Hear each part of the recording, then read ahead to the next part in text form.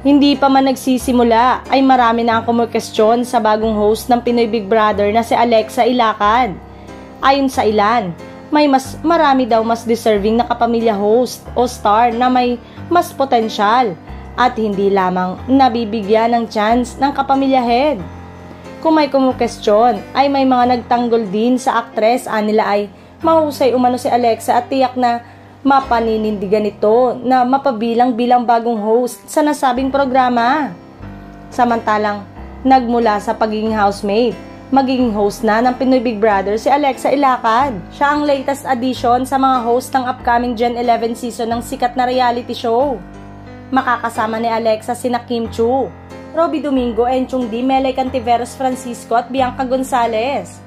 Sa pagbubukas ng bahay ni Kuya nitong July, halo-halo raw nararamdaman ng aktres pero tingin niya ay perfect timing ito dahil gusto niyang subukan ng hosting. I'm nervous, I'm scared, everything, say ni Alexa sa panayam ni MJ Felipe. I'm so happy, it's something new to me, but honestly, it's something I always wanted to try, wika pa niya. Samantala, sa kanyang ex na dating Twitter page, nagpasalamat si Alexa sa mainit na pagtanggap sa kanya bilang bagong host ng PBB. Thank you so much for the warm welcome, anya. Hindi na bago kay Alexa ang PBB dahil napabilang siya noon sa mga celebrity housemate na Community Season 10 nito.